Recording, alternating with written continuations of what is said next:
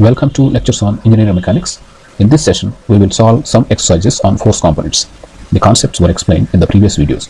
If you want to watch them, click the links in the description below. Now let us solve a problem on force rectangular components. A force of P equal to 400 Newton acts as shown in figure. Find its components along x and y directions. So we can see here there is a force P is 400 Newton and it's making inclination in such a way that, so the slope triangle is given here.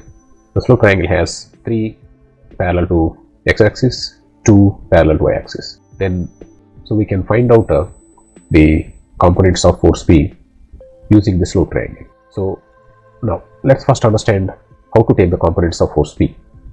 So force P, the starting point is this, the end point is this, or this is the tail and this is the head. Let us try to move along x direction and y direction from starting point to the end point. So we can do it something like this: travel along x direction up to this point here, then turn turn left, so that you are taking a 90 degrees turn and you are traveling along y direction and you are at the head of the force vector P. Now the length we traveled along x direction is Px, length we traveled along y direction is Py. Now we can do the same thing for the slope triangle. So slope triangle has x component of 3, y component of 2, and so if we try to finish the slope triangle by drawing the hypotenuse, so because this is 2 and this is 3, the hypotenuse will be equal to under root of 3 square plus 2 square, so that will be 9 plus 4 root 13. Now, so actually we have two similar triangles. One is a smaller triangle, the other one is this bigger triangle, and the similarity we can easily write Px divided by its parallel component is 3, so Px by 3, we can write like this: Px by 3 will be equal to Py by 2, so Py by 2, then will be equal to this hypotenuse of that bigger triangle is P, hypotenuse of the smaller slope triangle is root 13, so that will be P by root 13. So this is the equation we can write to find out the components of force P along x and y directions. So using the first and the third quantity in this equation, so what we can write: Px by 3 equal to P by root 13. So then we can take this 3 to the right hand side, so Px will be equal to 3 by root 13 multiplied by 400, and if we calculate that, it comes to the 332.82 Newton. Similarly, we can take the second and the third terms in this equation, so then we can take the 2 to the right hand side, so Py equal to 2 by root 13 into 400, so that will be 221.88 Newton. So this is how we can find out the components of any given force, and the two, these are the rectangular components. Now let us solve one more problem. There is a body is subjected to a horizontal force of 500 Newton. So you can see here this body is resting on an inclined surface, and the inclined surface has a slope triangle. So that is 5 horizontal, 2 vertical. Obviously, so if we finish the hypotenuse of this slope triangle, small triangle, so we'll have this 5 square plus 2 square, 25 plus 4, that will be 29.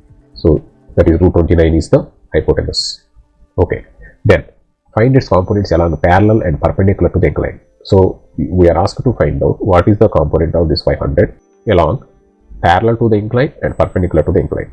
So for that, what we can do is, now, so let us identify the starting point of this 500, then this is the end point of the 500. Now we have to travel from this point to this point, such that we will be traveling parallel to this inclined surface and perpendicular to the inclined surface, one after the other.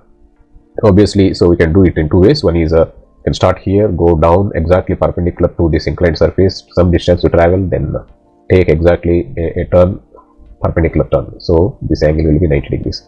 The other way is start in the parallel direction, so go like this and then go down like this. Both ways it is correct.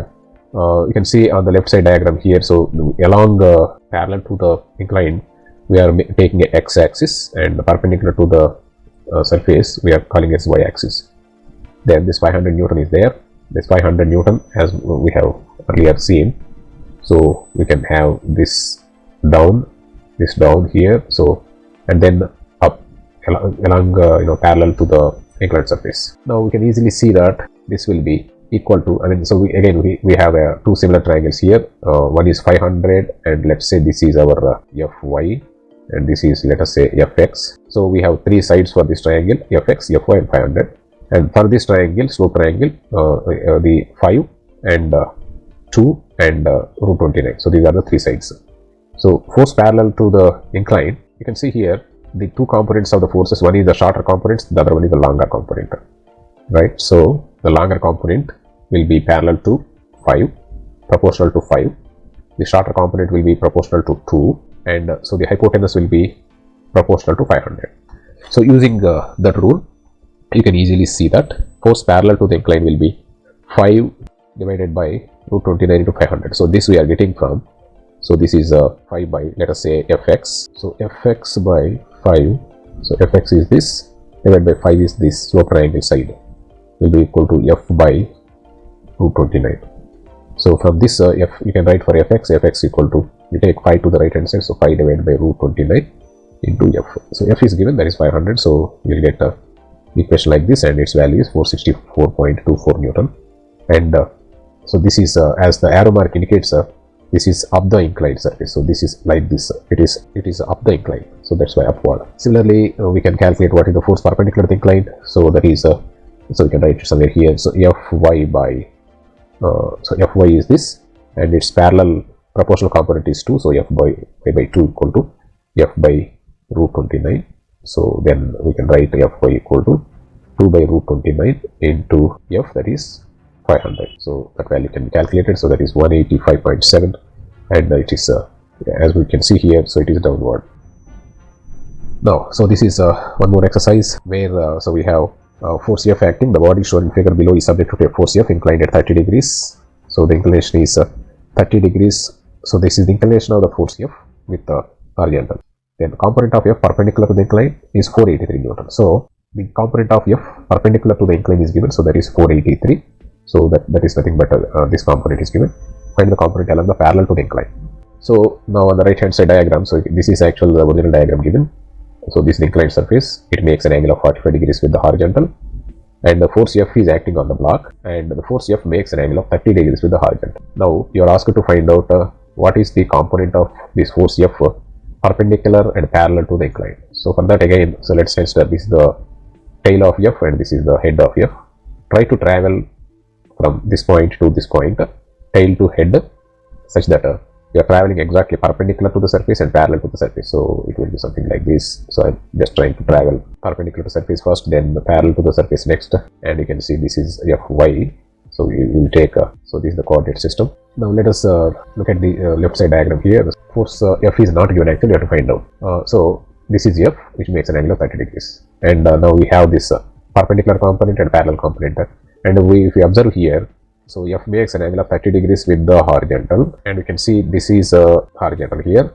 So obviously this line is parallel to the inclined surface. This angle will be 45 degrees. So because this angle is 45, this angle will also be 45. So they are something like this. So this is inclined surface, and this is 45, and we are drawing one horizontal here. This horizontal. So this is obviously 45 degrees. So already force F is making an angle of 30 degrees with this horizontal here. So total angle you have to calculate. Total angle is 30 plus 45, 75 degrees. So we are given perpendicular component, that is 483. So this length is 483 Newton, and you are asked to find out what is this length here. Now let's move on. Now, so force F makes an angle of 75 degrees with the inclined plane. As we have resolved the force F into two components, one is Fy, then the other one is Fx. So you can easily see that, so in this right angle triangle here, so this is the right angle triangle we have, and so this angle is 75, that is 30 plus 45, and so this is F, and this is Fy, and this is Fx, and so if you write sine 75, so that will be opposite Fy divided by hypotenuse F, then cos 75 will be equal to Fx divided by F, from which you can easily calculate what is Fy. So Fy equal to F sine 75. So this is given actually, 483 Newton is given. So this is 483 Newton is given, and so from which you will be calculating 483. So F is 483 by sine 75. Let's say this is equation 1. And so component along the parallel is Fx. So Fx is F cos 75.